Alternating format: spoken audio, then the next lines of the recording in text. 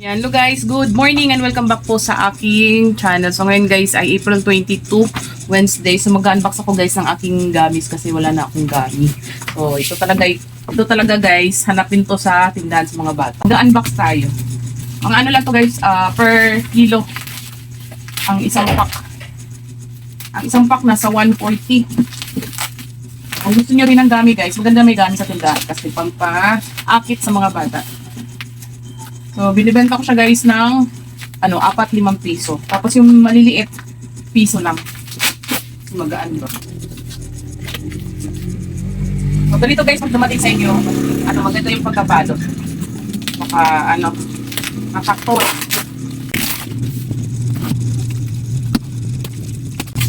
Yan, so lagi ganito guys ang mga in-order kong gamit. Yan, merong lips. Yan. Same lang ng price nito, 140 or 142. Yan, mayroong lips.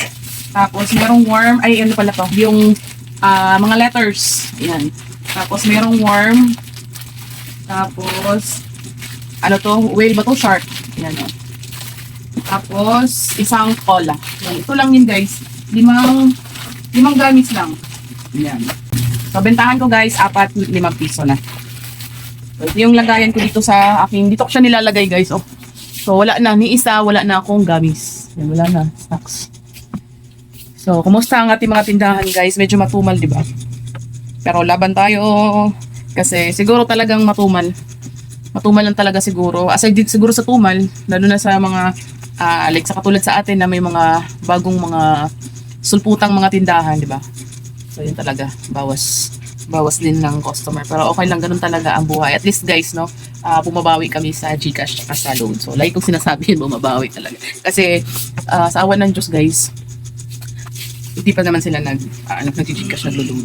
So, dito pa yung mga nag-GCash naglo-load.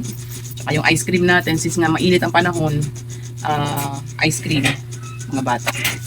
Tapos, so, ito yung aking mga groceries guys, oh. So, next ko na dito guys yung aking mga groceries. Ma-hold natin, hold and pricing natin siya. Yan guys, oh. Ito lang naman yun. Konti lang, nasa lang to, nasa 20. Magkano nga to daddy? Yung ating groceries? 23 ba? 26. Basta ganun guys, 26. Yung resibo na sa loob eh. So, ayun. So, meron din kaming binili na pero mamaya nga guys, i-hold natin. Dito ko kasama guys, so ito. Ibang tindahan yan. Tapos may harina pa kasama sa palengke, tsaka sa ibang tindahan.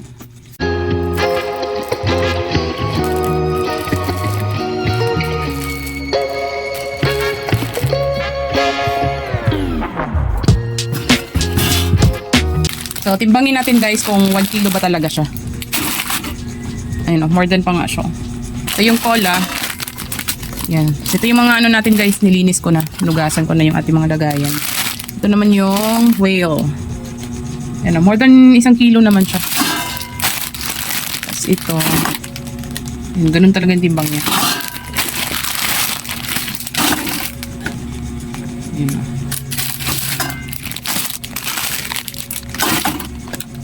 Yan, 1 kilo. 4-5 piso guys, bentahan dito. Yan. Guys, ng link nito guys, maglalagay ako sa baba ng comment section. Mag-refill na tayo.